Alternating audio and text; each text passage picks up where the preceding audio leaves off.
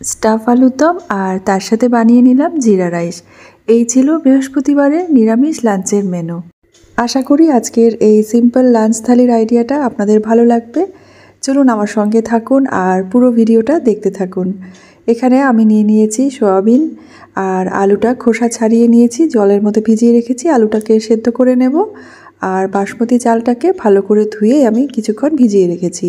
ওই মোটামুটি আধ ঘন্টা মতো ভিজিয়ে রাখলে ভালো হয়। আর সয়াবিনটাকে আমি জলের মধ্যে দিয়ে দিয়েছিলাম। এবারে সামান্য একটু নুন দিয়ে সয়াবিনগুলোকে সেদ্ধ করে নেব। ভালো করে নেড়েচেড়ে সয়াবিনটা সেদ্ধ করে নিলাম আর এদিকে আলুটাকেও আমি সেদ্ধ হতে বসিয়ে দিলাম কুকারে আর সামান্য একটু নুন দিয়ে দিয়েছিলাম। আর এবার আমি বাসমতি চালটা ভালো মতো ভিজে গেছে, যখন এরকম বেশ একদম সাদা হয়ে গেছে কালারটা চালের, তখন বুঝে নিতে হবে যে চালটা ভালো মতো ভিজে গেছে। তো গরম জলের মধ্যে আমি দিয়ে দিয়েছি ভিনিগার 1 চামচ আর গোটা গরম মশলা আর তেজপাতা আর সাদা তেল। ভাতটা যতক্ষণে হচ্ছে ততক্ষণে আমি আলুর দমের মশলাটাকেও করে নেব। এখানে নিয়েছি শুকনো নারকেল আর টমেটো, আদা আর কাঁচা লঙ্কা। তো এই মশলাগুলো আমি মিক্সির জারের মধ্যে দিয়ে ভালো করে পেস্ট করে রেখে দেব। সয়াবিনটাও সেদ্ধ হয়ে গেছে। এবার আমি ভালো করে সয়াবিনের জলটা চেপে নিয়ে মিক্সির বাটিতে দিয়ে এটাকে আমি গ্রাইন্ড করে রেখে দেব। আর এদিকে কড়াইয়ে দিয়ে দিলাম সাদা তেল 2 চামচ মতো। তেলের মধ্যে দিয়ে দিয়েছি জিরে ফোড়ন আর যে মশলাটা বেটে রেখেছিলাম সেটা আমি 1.5 চামচের মতো দিয়ে দিলাম। মশলাটাকে বেশ ভালো করে একটু নেড়ে চেড়ে নেব। এবার আমি এর মধ্যে দিয়ে দিচ্ছি সামান্য একটু হলুদ আর 1/2 চামচ করে জিরে গুঁড়ো আর ধনে গুঁড়ো। মশলাটাকে বেশ ভালো করে একটু নেড়েচেড়ে নিলাম আর দিয়ে দিলাম স্বাদ মতো নুন, সামান্য একটু কাসুরি মেথি আর দিলাম গরম মশলার গুঁড়ো আর দিয়েছি চিনি। এবার আমি গ্রাইন্ড করে রাখা সয়াবিনটা মশলার মধ্যে দিয়ে দিলাম। দিয়ে মশলাটাকে বেশ ভালো করে মিশিয়ে নেব সয়াবিনের সাথে। মিডিয়াম আঁচে ভালো করে একটু সয়াবিনটাকে নেড়ে চেড়ে নিলাম। সয়াবিনটা বেশ ভালো মতো যখন ভাজা হয়ে গেছে তখন আমি গ্যাসের ফ্লেমটা অফ করে একটা বাটিতে তুলে রাখলাম। এদিকে আমার আলুটাও সেদ্ধ হয়ে গেছে ভালো মতো। এবার আলুটাকে এই ম্যাশারটা দিয়ে ভালো করে আলুটাকে আমি ম্যাশ করে নেব। ক্যামেরাটা অন করতেই ভুলে গেছিলাম। তো যাই হোক, আমি ম্যাশ করা আলুর মধ্যে দিয়ে দিলাম কিছুটা গ্রাইন্ড করা সয়াবিন আর দিয়েছি এর মধ্যে সব গুঁড়ো মশলা। এখানে স্বাদ মতো নুন দিয়েছি, হলুদ, খুব সামান্য করে দিয়েছি চিলি ফ্লেক্স, কাসুরি মেথি, গরম মশলার গুঁড়ো আর জিরে গুঁড়ো আর ধনে গুঁড়ো। তো ভিডিওটা যেহেতু আমি আর অন করতে পারিনি তাই মুখেই আপনাদেরকে বলে দিলাম। এবারে এর মধ্যে দিয়ে দিচ্ছি 2 চামচ ময়দা।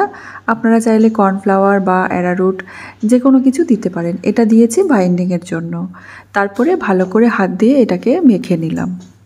মেখে নেওয়ার পরে আমি এবারে আলুটা থেকে এরকম গোল গোল করে লেচির মতো কেটে নিচ্ছি আর মাঝখানে আমি দিয়ে দেব সয়াবিনের যে কিমাটা করে রেখেছিলাম সেই সয়াবিন কিমার পুরটা। মাঝখানে আমি পুরটা 1 চামচ করেই দেব, খুব বেশি দেব না। আর এবারে মুখটাকে বন্ধ করে নিয়ে এরকম করে আমি গোল করে নেব আর ওপর দিয়ে সামান্য একটু করে ময়দার কোটিং করে নিলাম।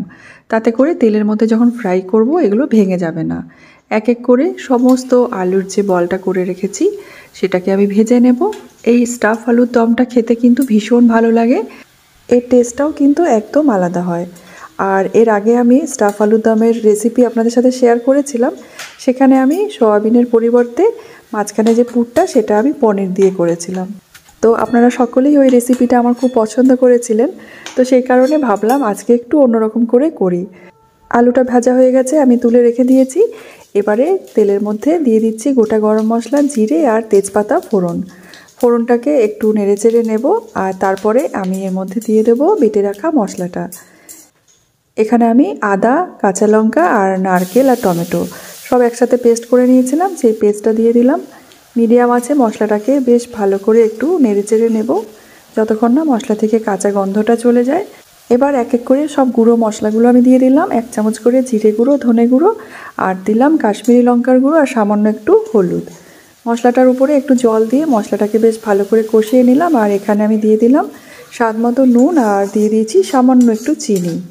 মিডিয়াম আছে মশলাটাকে বেশ ভালো করে কষিয়ে নিয়েছি। আর যখন তেলটা সেপারেট হয়ে গেছিলো মশলা থেকে তখন আমি দিয়ে দিয়েছি গ্রেভির জন্য এখানে গরম জল। ঝোলটা যখন বেশ ভালো মতো ফুটে উঠেছে তখন আমি এক এক করে আলুর বলগুলোকে ঝোলের মধ্যে দিয়ে দেবো।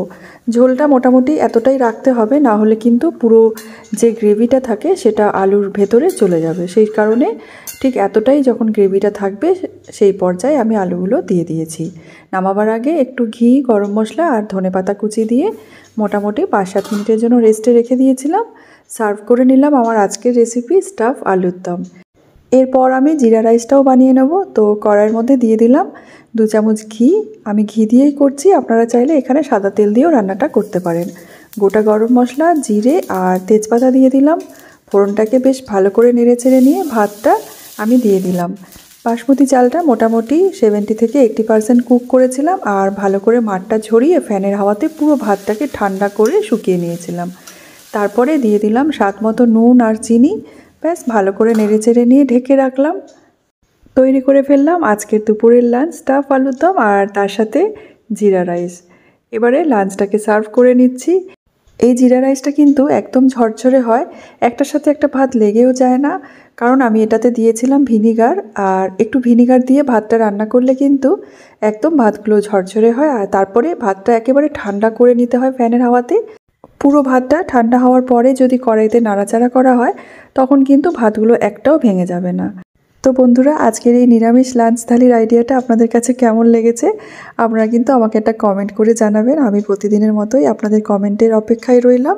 আপনারা সবাই খুব ভালো থাকবেন, সুস্থ থাকবেন। ধন্যবাদ।